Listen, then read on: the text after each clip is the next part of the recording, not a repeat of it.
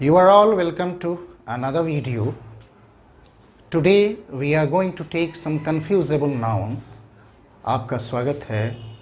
आज कुछ हम ऐसे nouns को देखेंगे कि चर्चा करेंगे जो काउंटेबल भी है और अनकाउंटेबल भी है।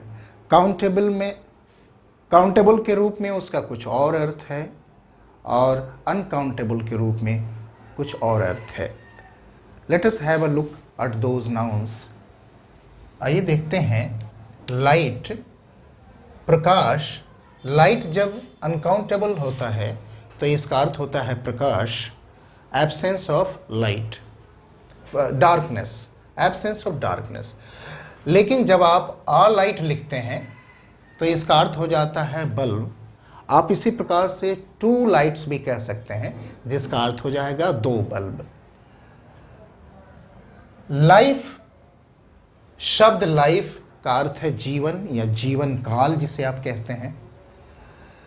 अनकाउंटेबल के रूप में लाइफ का अर्थ जीवन या जीवन काल है, लेकिन किसी विशेष व्यक्ति के विशेष प्रकार के लाइफ स्टाइल को, जीने के ढंग को आ लाइफ कहते हैं। विशेष प्रकार का जीवन, किसी विशेष अर्थ में जब इसका प्रयोग करते हैं तो ये आ लाइफ हो जाता है। टाइम का अर्थ है समय। समय अनकाउंटेबल है, लेकिन आर टाइम का अर्थ होता है अवसर। जैसे आप कह सकते हैं पार्टी में मेरे लिए एक अच्छा अवसर था, आर टाइम कह सकते हैं, टाइम्स भी कह सकते हैं, good times and bad times कह सकते हैं अवसर के अर्थ में। एक और शब्द को देखते हैं, एक्सपीरियंस। इसका अर्थ है कार्य अनुभव। कार्य अनुभव, एक्सपीरियंस अनकाउंटेबल नाउन है, परंतु जब किसी के साथ कोई घटना घटती है तो वो कह सकता है कि I had a bad experience. यहाँ पे अनएक्सपीरियंस का अर्थ है घटना, अनुभव। वन मोर वर्ड, बिजनेस का अर्थ है व्यापार। अनकाउंटेबल के रूप में बिजनेस का अर्थ है व्यापार, परंतु आप बिजनेस का अर्थ है कंपनी। इस प्रकार आप बिजनेसेस भी कह सकते हैं, कंपनियां या दुकानें। अनकाउंटेबल के रूप में पेपर का अर्थ है कागज, मटेरियल्स फॉर राइटिंग, पेपर का अर्थ है। और परंतु जब आप इसे काउंटेबल बनाते हैं आ पेपर, तो इसका अर्थ हो जाएगा प्रश्न पत्र या समाचार पत्र। और जब एस लगाएंगे तो इसका अर्थ होगा दस्तावेज, डॉक्यूमेंट्स। ग्लास का अर्थ है शीशा अनकाउंटेबल के रूप में। और ग्लास का अर्थ है बर्तन जिसमें हम पानी इत्यादि रखते हैं। और ग्लासेस का अर्थ है प्लुरल के रूप में चश्मा। क्लॉथ का अर्थ है कपड़ा जो सिला हुआ नहीं है। और क्लॉथ का अर्थ है कपड़े का टुकड़ा। क्लॉथ्स का अर्थ है कपड़े के टुकड़े। और क्लोथ्स का अर्थ है वस्त्र, गारमेंट्स। फिश जब आहार के रूप में प्रयोग करते हैं तो ये अनकाउंटेबल नाउन है फिश, लेकिन जब पकड़ने के बाद इसे गिनते हैं तो ये काउंटेबल हो सकता है। आ फिश, मछली जीव के रूप में आ फिश। शब्द वर्क का अर्थ है कार्य, एम्प्लॉयमेंट, परंतु आ वर्क का अर्थ है एन आर्टिस्टिक क्रिएशन। और वर्क्स का अर्थ है साहित्यिक रचना, लिटरेरी क्रिएशन या फैक्ट्री, कारखाना। वर्ड का अर्थ होता है वादा। वर्ड का अर्थ है वादा, परंतु काउंटेबल में आ वर्ड का अर्थ है शब्द या वर्ड्स का अर्थ है शब्द। ब्रिक का प्रयोग जब आप निर्माण सामग्री के रूप में करते हैं और स्टोन का प्रयोग जब निर्माण सामग्री के रूप में करते हैं, ये दोनों अनकाउंटेबल नाउन है, ब्रिक और स्टोन। ब्रिक ईंट और स्टोन पत्थर।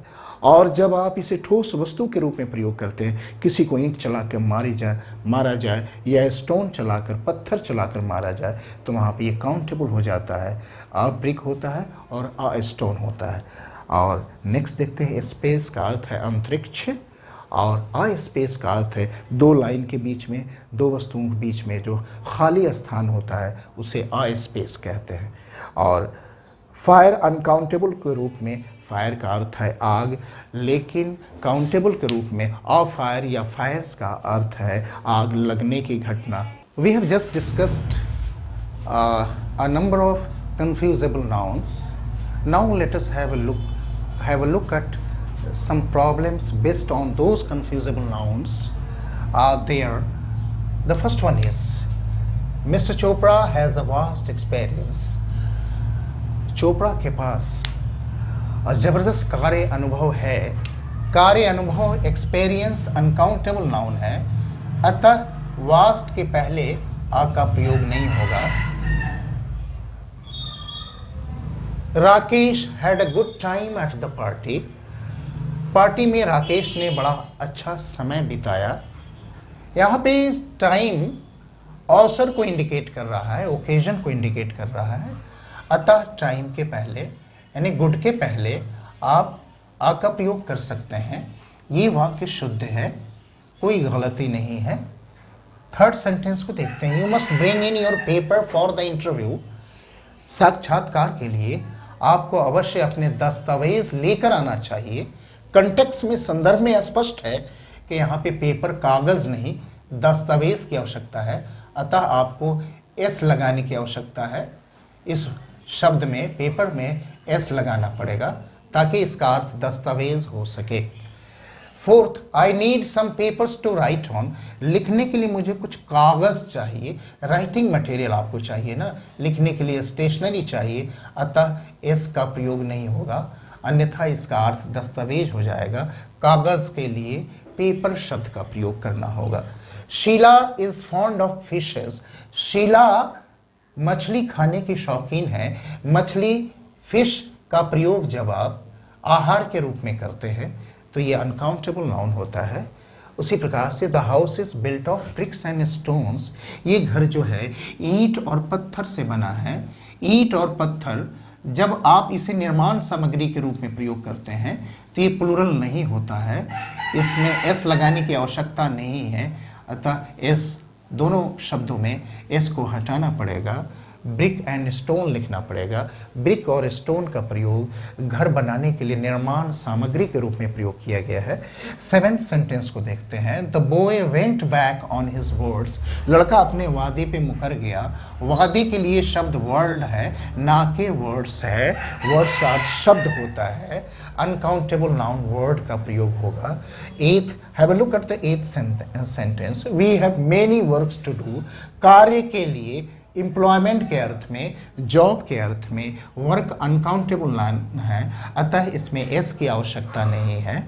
और अनकाउंटेबल नाउन के पहले हम मेनी का प्रयोग नहीं करते हैं, मच का प्रयोग करते हैं, अतः we have much work to do शुद्ध होगा.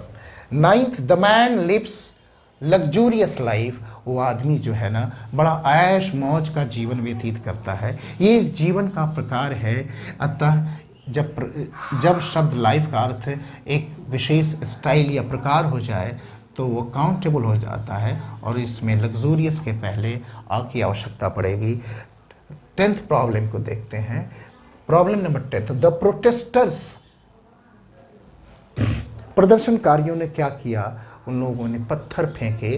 पत्थर एक वस्तु के रूप में फेंका, यह निर्माण सामग्री के रूप में नहीं है, अतः यहाँ पे एस की आवश्यकता है. Stones. I think these problems will help you understand those confusable nouns better. Thank you very much. See you in the next video.